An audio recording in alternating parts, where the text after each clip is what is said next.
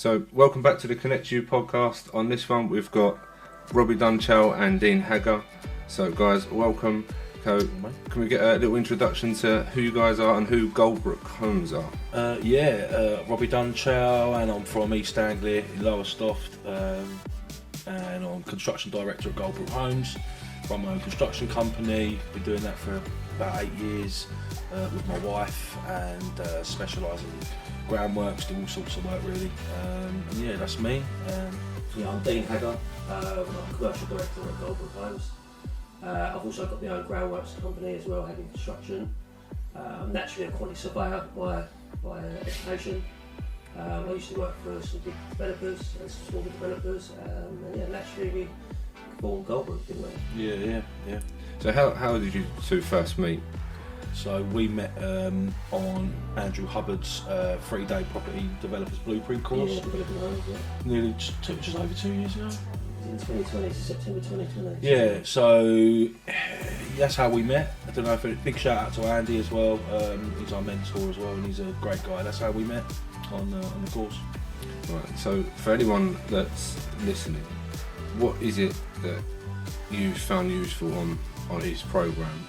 Because I know there's a lot of development programs out there that obviously you've got a lot of knowledge within that field already. Yeah. So what is it that you found useful on that? To be honest, I was just trying to make that transition from being contractor, construction business owner, to go and do my own developments. It was sort of like natural progression, and what I found useful out of that was plugging some of the gaps of the knowledge, and just knowing certain links that I had to make it work, and meeting some good people like yourself. I'd say for me it was like the how to get a development site up without really putting any money down. So there's ways to do it, like joint venture and direct to vendor stuff, and also things like direct to vendor letter drop in and things like that was useful. Yeah. And then just basically joint venturing and meeting new people who've got the same kind of journey and want to do the same sort of thing. I suppose did that help with you being a QS as well? Yeah, it does help. Like myself and Robbie, I remember Andy saying that we're definitely really the ones that go far in it, because just the knowledge we had, and it'd been easier for us to get into developments because of our background. So when it comes to lending, that's a really strong position to be in, rather than someone that hasn't ever done development or construction or anything. And we met both our other business partners, Frank and Ian, at the same course. So there's 4 of us within Goldbrooke Homes, and the main thing that I took out of it from the course was that.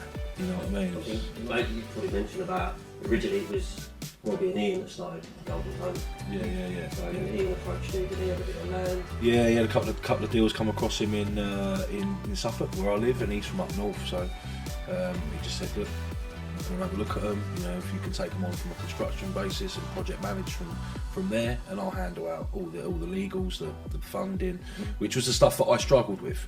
So complementary skill sets, do you know what I mean? Meeting people that you can align with, work together and make it happen.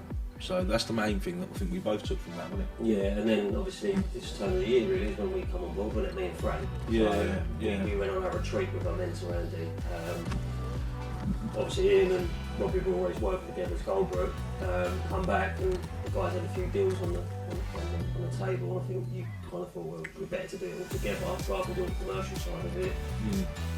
You can do more, but less, if you know what I mean.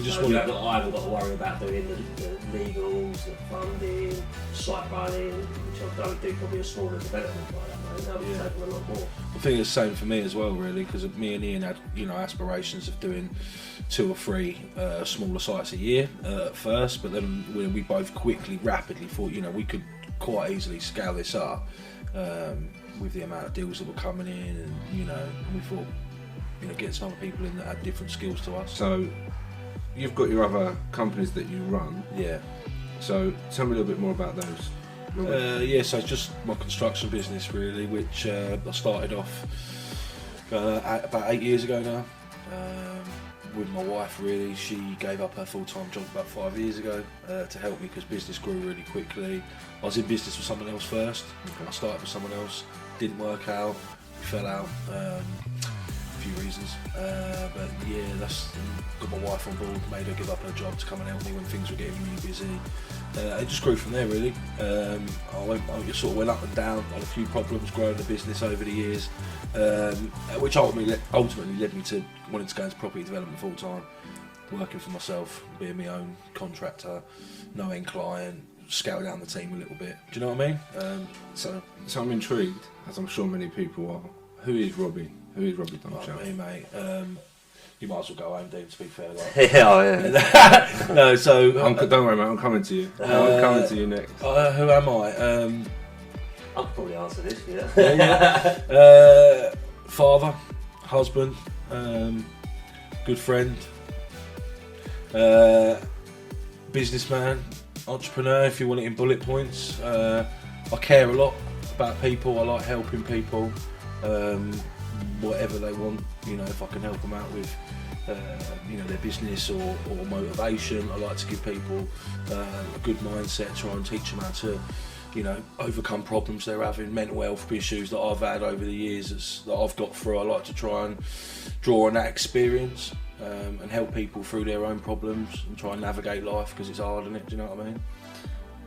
Is there a reason why you like to help people, or what would the reason be that you like fulfillment, really. I mean, we all do our jobs to get money, and what we do in property, we get paid to do our jobs and whatever, but it's fulfillment, I think. I like just feeling good about, nothing else matches that for me. Like, even though I can get zeros in the bank and it's a good feeling, nothing else can really compare to knowing that you've had a positive effect on someone's life. So what was life like growing up for you? Turbulent, mate. I had a good family. Come from a working class background, normal council estate upbringing. My mum's side of the family really straight laced. My mum had me really young at 14. My dad was only 16. And my dad's side of the family, again, they're great people, hard, tough people, but they were sort of more from a criminal sort of background, which I was drawn to. Do you know what I mean? As a youngster, I thought that was the cool thing to be. I weren't stupid at school, but I didn't do as well as I could have done, or they say you should do. Come out early when I was 15 with 2 GCSEs, bounced around jobs, or labouring and things like that. And it didn't really have a purpose really at first, just sort of bounced about doing a few different things, college courses. Construction I found quite easy. I didn't really find the practical side of construction difficult. It was easy to go and earn money doing that, and that's what I sort of did.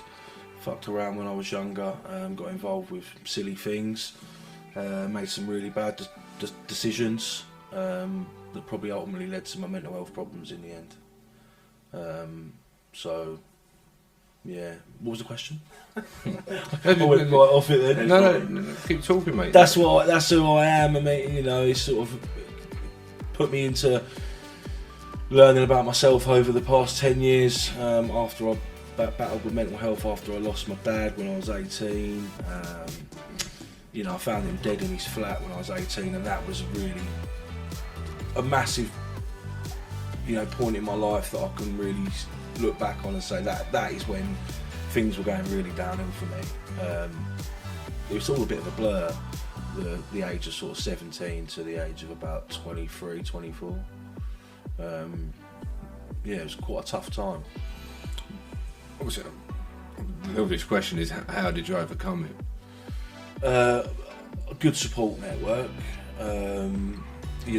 My mum, I love my mum. I'm really close to my mum, my brother, my grandparents who sort of helped my mum raise me because she was young when she had me.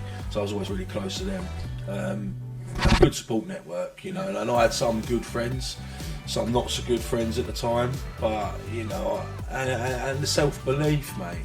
I always, even though for all my hard times, and I say this to everyone now, I always knew, I don't know, it's weird to try and explain, but even though when I was sitting there, I could be sitting there sobbing my heart out, having the worst day of my life, in the bottom of my heart, I'd always know, there was always a feeling there that I could get through it, and I could better myself, and I would get better.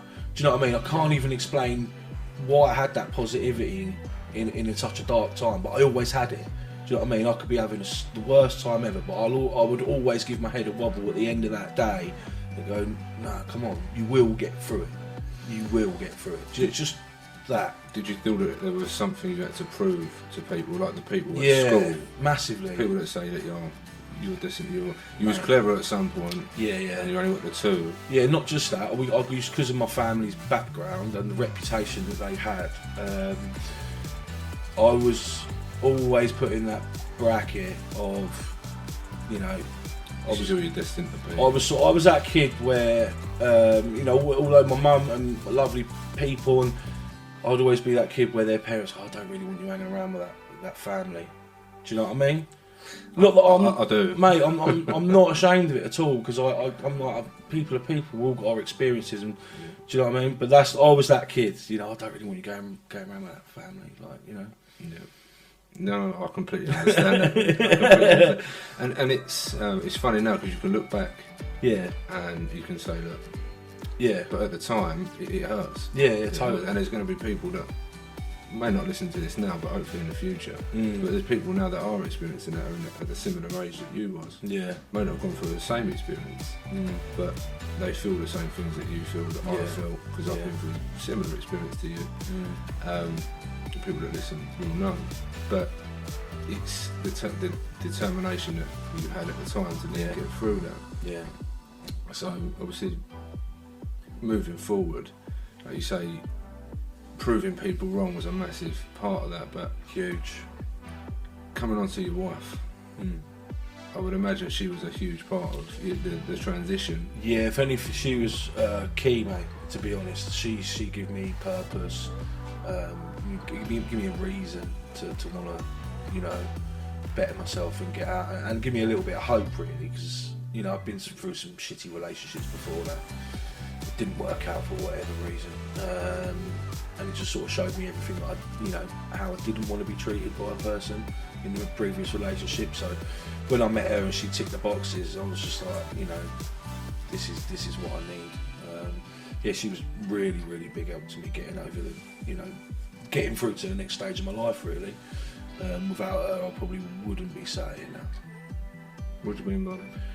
Well, yeah, I needed that support. I mean, I've always been, you know, strong, but what I was going through at the time, I couldn't honestly sit here and say to you now that, you know, I might have wound up dead one morning. You know, I might have ended up in a fucking ditch. You know, that's how real it was, and the sort of shit that I was going through mentally at the time. So without her support, you know, I probably could have ended up in a number of places and not sat in this seat right now. That's me being honest as well, do you know what I mean? So she helped me a lot, big time. Good. And so any advice to someone listening?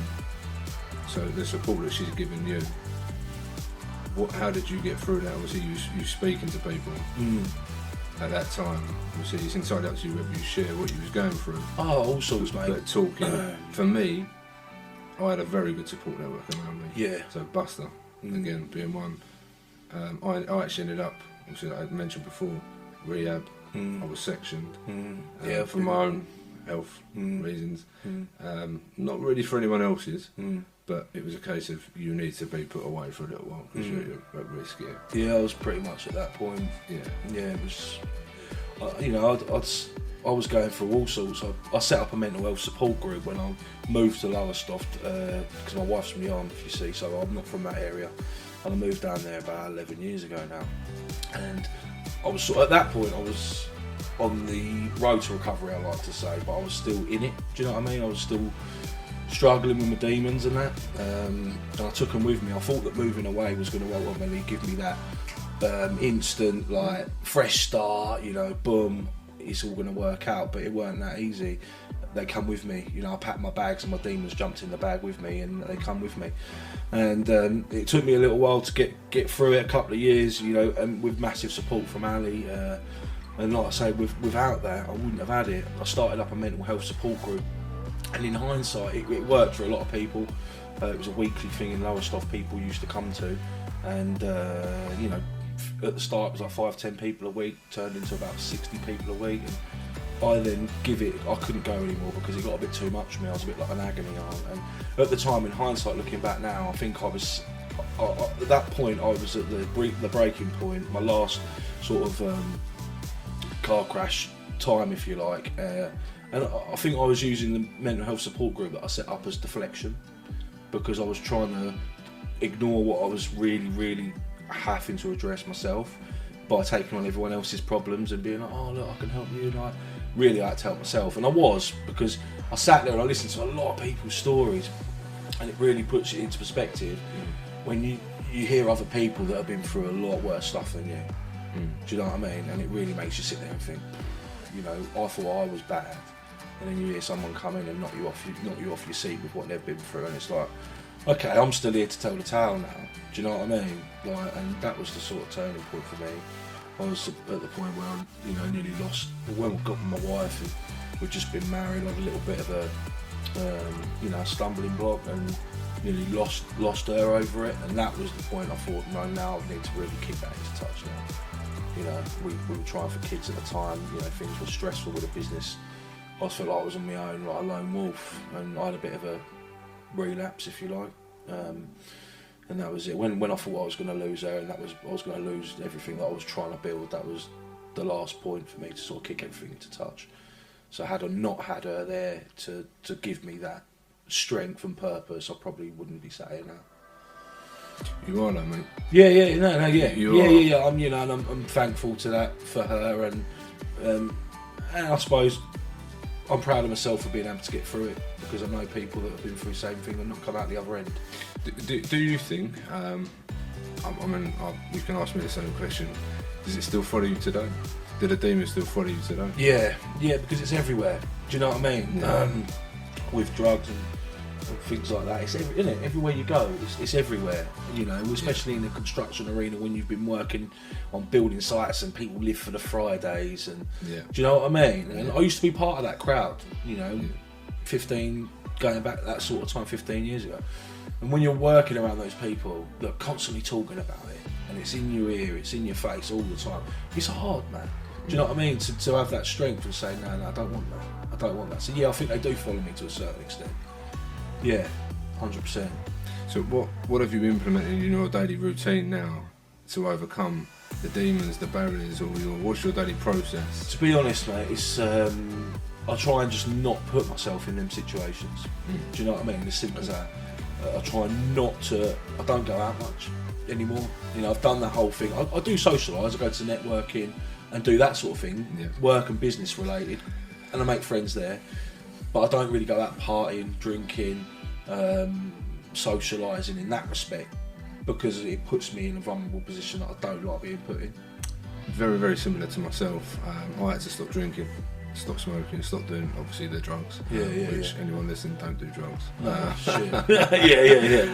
But yeah, so even I won't touch the alcohol at all. Yeah. Because that then leads on to other things. That's why I don't. Because I'm very addictive personality. Same. Which some people disagree with. You've got your own opinions on that. Yeah. I did have. Yeah, 100%. I'm the same. But if you're surrounded by not necessarily the wrong people, but people have different tendencies, and then lead on to other things, and then you've got to take responsibility for your own actions. Exactly. You make that choice, but still, if you're put in a position where you put yourself in that position, and then you've got to take yourself exactly out. Yeah, that's what I'm saying. I don't put myself in them positions. I make the choice not to, because I know what it leads on to, you know. So yeah, same. And then you've obviously started up the other company, moved on to Goldbrooke Homes, and then we come to Dean. Robbie, thank you very much for sharing that, mate. I really appreciate it, mate. It's no problem. Inspiration. Thank you. Really. Yeah, no problem. So Dean, we come on to you, because you guys met, so it was about a year or two ago? No, 2 years ago. 2 years. 2 years ago. So Dean, tell me a little bit about yourself. So who is Dean? Who am I? Okay, so yeah, going back to like the family side of it, grew up in a London family. Didn't want for nothing, so my dad had he worked for himself and had a lot of men working for him at one point, so had a successful business. He got too stressed with running the amount of men that he had on site, so he kind of downgraded. But yeah, going back to that, so loved my football, played really high standard when I was younger. Then I left school, to go back, there's one thing I was thinking of when we was talking actually, like, I'm good at the sport, but it's a mad thing, because when we was in school, I didn't take that as one of my options. I've done drama instead. Really? Yeah, I did drama, mad bloody, honestly. I would have think smashed you that. told me this before. Yeah, so yeah, I got into drama for some reason. I thought, yeah, I'll do a bit of that. And I actually was in like a couple of shows. What show? I can't remember what it was now. So it was one. It was only one up fucking in footage of this. It was only one up. Yeah, got me dancing. It was only up one in the South End, the theatre in the South End, and that. Brilliant. So I enjoyed it. And then left school. Didn't really know what I wanted to do, but I went in to do. So I went to college to do like computer programming. And I thought, you know what, it's not for me, I'm not that person. But I left it after about 6 months, and I went and started doing like a bit of work on the tools, such as being pastor's mate, things like that. And again, realised that probably wasn't for me. And then naturally it was kind of like, what can I do in between? So because I like the banter and I like all that sort of stuff around the work guys. So actually quality surveying was the route I took. I was employed 4 days a week, and I had a day release, so I went to uni. Got through the 5 years, got my degree honours. Pretty much a bit like Robbie there, I got involved with drugs as well. Lived for the weekend, that sort of thing. Kind of didn't really think, I wish now, what I know now, I wish I kind of like curbed it a bit sooner. Because I know I could probably be in a better position than I am now, do you know what I mean, quicker. Then my mum got ill, probably when I was young, 20s, she's got Parkinson's, so she had it at a very young age, which really hurt, and that affected me. So I struggled probably through my 20s quite a bit, because it just hit me really hard. Didn't really get my head down until probably later 20s, and then I met my partner, and that was kind of like the kick for me, do you know what I mean? She just meeting her, I knew I wanted to be more and do well, so yeah. Me in a nutshell kind of thing, like family life sort of thing. So I just want to thank you for sharing that with us, thing. But I mean, like with your mum, yeah. How was that hard. You? Yeah, really hard. I was probably getting upset on that like that. But yeah, it's really hard because she's young. And just seeing her wither away, kind of thing, Parkinson's is a really horrible disease, you know. Absolutely. I think you've taken quite a lot of responsibility. Yeah, because it's like I've got 2 brothers, but it's hard for us because of the dignity side of it, mum getting changed and things like that. So it'd been helpful if we'd have had a sister, I think, a bit more. But yeah, my dad's not with her, so that makes it harder. If my dad was with her, he'd be looking after her, do you know what I mean? So yeah, we had to kind of dig in as boys and help her out. Did you feel a huge sense of responsibility to get a better job, obviously to look after your mum? I knew I was just going to be inspired to be something, do you know what I mean? I just knew that I'm going to do well in life, you know, I just knew it. So it was just getting my head down, get away from all of the shit that's holding me back, and just get my head down and concentrate, and I'll get there, you know. Do you sort of think that's why you, I wouldn't say rebelled, but you had to sort of go down that road and then... I just think because probably we were sport when we was kids, so we had everything, and it was just like I didn't really take life that seriously. And then it weren't until obviously all this stuff happened that you kind of think, you know, life ain't what it used to be. Yeah, life ain't easy, so you either get caught up in it or you do something about it. Yeah, I mean, I can certainly resonate, not with necessarily having an easy life, but growing up having a sort of, not the hardship, but Parkinson's, it's not something I would know about. No. But I didn't know about it.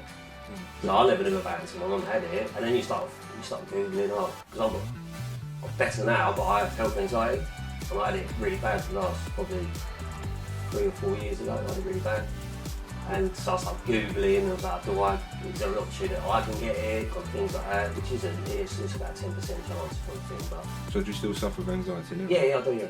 Yeah, but I control it better now because boredom is the trigger. Okay. So I'm just always doing something, constantly either working, doing sport, gym, just not giving my mind the opportunity to relax. Okay. That is something that I do as well. I completely agree with you there, because I think, I don't know if anyone would agree with this, but I don't really care, to be honest either. I think once your mind is in overdrive, yeah, especially with people that work all the time or have got to get to that next level, no pun intended, that you've always got to be thinking of stuff. Otherwise, your mind does go into overdrive. You're thinking of what did happen in the past, 100%. and your mind's thinking, shit, I've got that thing that's angel, devil, and then that's what I think for me personally, and that's what I was going to say to you. There's the anxiety still creeping. For me, it certainly does. I think it does for everyone. If If you've been through that and it's really affected you in a way where, you know, I think it will always affect you in a certain way. Yeah, I like to just like highlight the other bit of it, part of it, because when I was going through this really bad stage of it, like people going, go and get tablets, go and something, and I was like, no, there's a better way to get out of this. I don't want tablets, I don't want that. So I've done my own little research and I found this method called Linda method, which just works perfectly without even having to take any drugs, anything. You know? So what's that? Tell me more about it. It's called the Linda method. So basically it's what I say to you. So it's all about keeping your mind, so it's mad because we're creative people. That's what the people who suffer from health anxiety are, so creative. We're about 25% of the world's population. That's a gift. But yeah, it's about just keeping your mind occupied. So I was learning Spanish. So in the mornings when I brush my teeth, learning Spanish, just always learning, like doing to put my mind to something. Yeah. And then your mind changes the way it takes, like perceives everything. So you're kind of like pushing your anxiety to the back, so you're working your mind differently. Brain training. Yeah, your brain training, yeah. So eventually it's like a habit. So you've got like a growth mindset rather than that fixed. Yeah, 100%, and it works massively. So what coping mechanisms, apart from obviously learning all the time, obviously you say the gym, that's definitely one of mine. Yeah, I was going to say you look like you go to the gym, mate. Well. Just not doing it at the moment.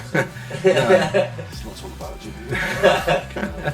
They're just a strong man, mate, instead, don't Yeah. So yeah, your coping mechanisms, gym, work, so yeah, working. Family, spend time with my girl, my partner. Like Robbie said, fulfillment as well, being selfish, but the reason I'm saying being selfish is being selfish by helping other people. Because it's the best feeling. feeling. It gives you that fulfillment, do you know what I mean? That's me being selfish. Because you keep doing it to get that feeling. Yeah, exactly. So that's why it's selfish. selfish. You are helping people, but you're being selfish yourself because it's making you feel better. Something I've developed over time just by putting them into place, them coping mechanisms that I've got better at, I wouldn't say good, is I felt comfortable sitting alone on my own now. I love my own company. I could sit on my own like all day and not speak to or see anyone. Yeah. Just be happy with it. Could you? That's paradise for me. But turn my phone off. But I don't know what about you, Dean? So like I was speaking to my bookkeeper yesterday about this, and it's like I don't really sit in front of my TV. I don't watch TV really, other than just maybe football. So I love my football, and if I found myself in front of TV, scroll or whatever, so I just go and do my work, mate, which I enjoy, and it just gives me that extra. I'm doing that extra bit, which is going to progress me. So can you switch off? No. Why do you think that is? My spotlight, who I am. Do you know what I mean? I'm very switched on. Driven. Bounce about. Do you switch off? Because everyone says, I hear that a lot, don't you? Yeah. You need to switch off, you need to do this, and I'm like, do you? So I think there's different ways you can look at switching off. So for me, I've had to, my switching off time, if you like, isn't, let's watch the programme on Netflix. Yeah. Whereas other people's that would be. Yeah. So mine would be go and play golf. Yeah. Or this. Yeah, that's it, exactly. Do you see what I mean? Yeah. So it would be go and play a round of golf, let's go and do a podcast. People could see that as work, but I could play a round of golf with a mate. Is that work? It could be, because there could be an angle where you could be how much money you got. Yeah, exactly. That is work in a way. Yeah, I have. But that's switching off because you're not in fucking crunching numbers all the time, or on the phone or things like fucking that. phone's pinging off 24/7. Yeah. But it's to me, you're out, you're doing something that's completely different, or I'll just turn my phone off. So yeah, I can sit in a room on my own. But that has taken fucking years. Yeah. But there is, like, the other day this happened, my sister's deaf, and she's got a cochlear implant. I had to go to London for no apparent reason. Literally my heart started going. I'm sitting on a train, I've got to go home. For no reason whatsoever. I'm like, I've got to go home, but I'm in the middle of Westminster. How am I going to get home? What's going to happen to me? I'm like, well, Lewis, shut the fuck up. You've got to go there because your sister's deaf. and you've got to get at this, and I'm like talking myself out That's of it. a panic attack. It's all about what's being in your head, and it's just changing that perspective. I can't think of the word now, but it's changing what you're thinking in your head to make it more positive. I'm on the tube, and I'm literally looking at people going, everyone's looking at me. They're not. Panic attack. Yeah, it is. Yeah. I used to have them all the time, and I think, what is the worst that can happen? Horrible feeling, isn't it? I'm like, well, I want to get off of the next one, I want to go home. But it was one of them things. Talk yourself out of it. Did you ever get that? Yeah, I've had it, but again, like now, like the part of me as well, I love self-development, so that's a skill that you could learn by changing your mindset and what you think in your brain and just how you perceive everything at the time, you know, because your brain just run away with it otherwise. But I think that's an important part of, especially with someone like yourself, with you, Robbie, and anyone that's running multiple businesses, is that sometimes you do have to switch off, or maybe not switch off, but calm down a bit. I like the way you said is do something like, and you do something different. Take yourself out of that environment.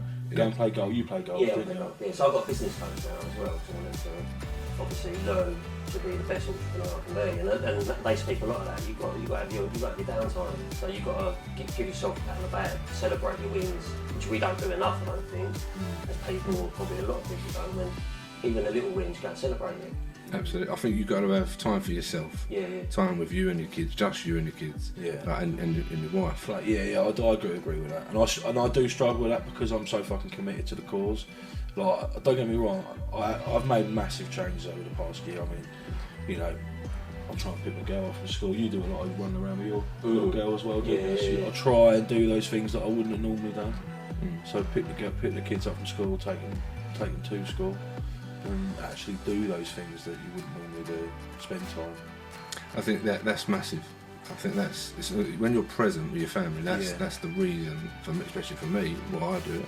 And any dad will know for me, anyone worth their salt. And I think, well, doesn't really matter. Worth their salt. They're not worth their salt. Certainly not. But any dad will be there. That's the idea of being a father. But you've got to have that downtime, I think, personally.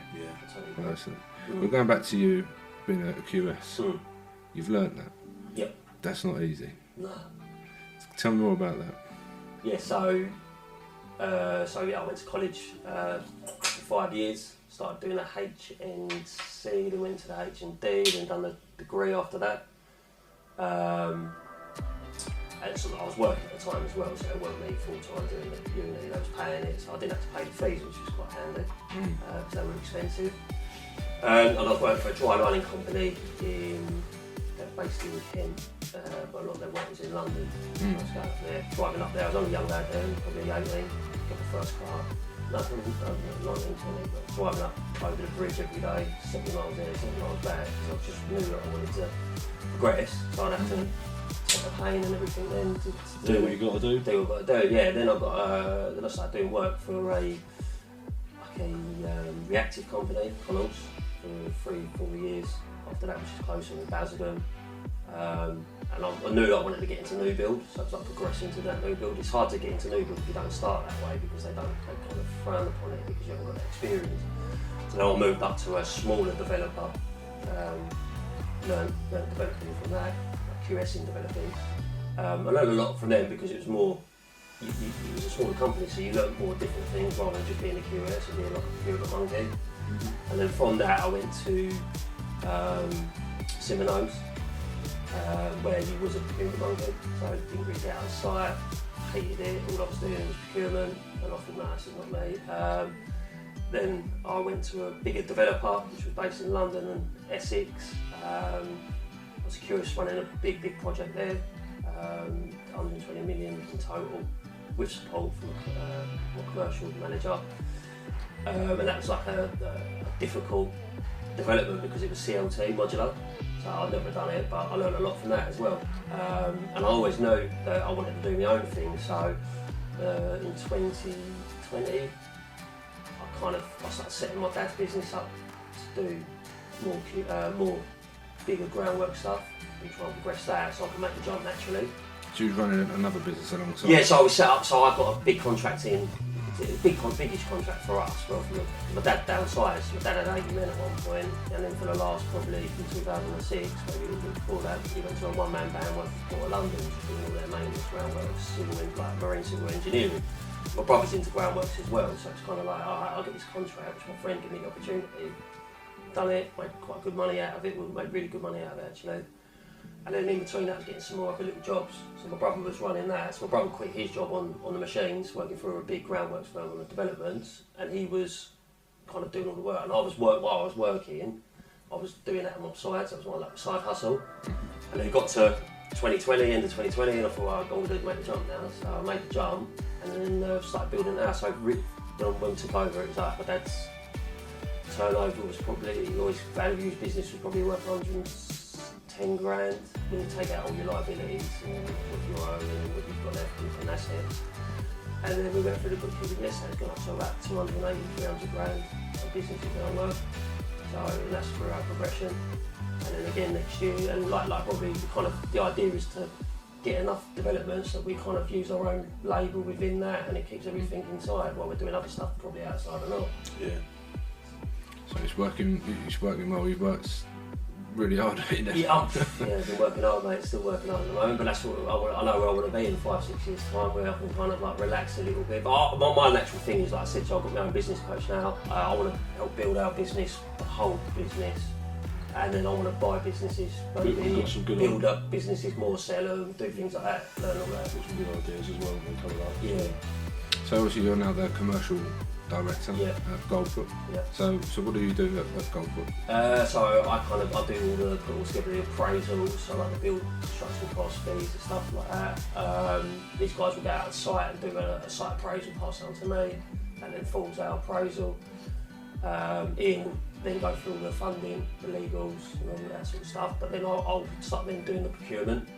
So once we know that we're going to be starting on the site, start doing the procurement. Obviously Robbie will do a programme, I'll do a procurement basis for that. Cash flows, obviously running the sites, like doing the payments, final accounting with the subcontractors.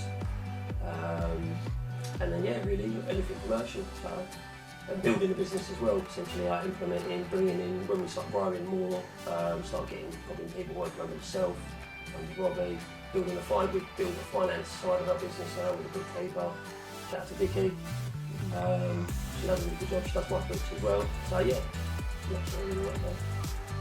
So, and how long has that taken you to build both of you? Well, so Goldbrooke Homes was conceived, if you like, in November in 2020. So me and Ian were on board with each other first for the 9 months, and then you and Frank jumped on board, didn't you? Yeah. So less than 2 years, pretty much. But you've got multiple projects on the go, haven't you? Yeah. So we've just finished the bungalow, just about to start our next site in 2 weeks' 24th, time. Yeah, with 3 units. And then we'll start another one with another 2 units in about 3-4 months. And then hopefully we've got, well, it's not hopefully, it's just a when we start, because we're changing the scheme of 27 units next year. And we've got some other joint ventures we're actually working on we haven't spoke about yet because they're still in the early stages. So we've got... And then we've got Lawshore, which is, we've gone back into a field, which is the Yeah, I think overall, about, if we were to include all the joint ventures we've got at the moment, probably 10 projects, 11 projects we're looking at. 2 or 3 we're actively working on, about to start. So yeah, really busy. So if anyone's looking to get into it, how can they? Would you be open to JVing with people? Oh yeah, we like to call ourselves the JV Kings. Yeah. So, but yes, aside from that as well, me, Dean, and some other guys that we're in business with have also started the East Anglian Property Summit, which is going to be a big property networking event. Not your standard conventional sort of networking where you just sit around and drink coffee, is it? A little bit more fun than that, isn't it? Yeah, we're trying to put a spin on it, trying to, give something a bit different. Like we're going to have a country and game day where people can come for a clay pigeon shoot and archery and all that stuff. They do the networking in the afternoon, all property and business and construction related, but with with a bit of a more twist. relaxed, isn't it? Yeah, so we're trying to don't just sit around and they're doing things, and I think you naturally become more. The conversation will flow better when you're actually having fun together. Do you know what I mean? Yeah, and we're going to have a golf day as well. That'll be next year. So, aside from Goldbrooke Homes, that's what we do, and that's all about our values of giving back and helping others. Because what we've done with a networking event, it's all about pooling our resources together that we've made over the years in construction and property, pulling all them together for other people who are just getting into it, or they might want a bit of help. They can come to a networking event. I mean, it's really cheap tickets, it's not that expensive, 50 quid, and they can come and meet our team that we use and the people that we suggest to use, and meet other like-minded individuals. And then maybe strike up a few JVs as well. Yeah, so, yeah. Like, I'm big on JVs. I've even got a JV partner for my groundworks now, which gives me the opportunity to take on more bigger projects as well, because we can use each other's labour. Obviously, they're specialised in formwork, stuff like that. So I'm big on JVs as well, as we spoke before. Yeah. I think networking events are absolutely key, and doing joint ventures as well. 100%. I think it's an amazing opportunity, so definitely get down to that. I'll put it in the description on the YouTube and the podcast. Yeah, if anyone wants to get involved with Goldbrooke Homes, I mean, there's just to touch on it quickly. I mean, you got me with my construction and groundworks background and my own business, Dean with his quantity surveying and groundworks background. Frank's a bricklayer, and Ian's got over 30 years experience in commercial and residential property. He's got his own buy-to-let portfolio with nearly 70 properties. Yeah. So he's been doing that a long time. So all of us together as a collective, we like to think that And you're within his deal structure. Really deal structuring and getting things over the line is Ian's bag. But as a collective, we feel that what we've got to offer people is quite special, and we like to nurture people and help them through the process as well. So if there's anyone looking to get into new build development, might have a bit of money, or they might own a bit of land or whatever, come to us and we'll help you out with it. So where can they find you? All over social media, so Robbie Dunchow and Dean Haggar, Facebook, website, Instagram, LinkedIn, YouTube channel, Goldbrooke Homes or Robbie Dunchow. All over social media you can find us, mate. And I'll reply to all the messages and talk to anyone. Guys, thank you very much. It's been a pleasure. Robbie, thank you very much. Dean, Cheers, mate. Thank you. Cheers.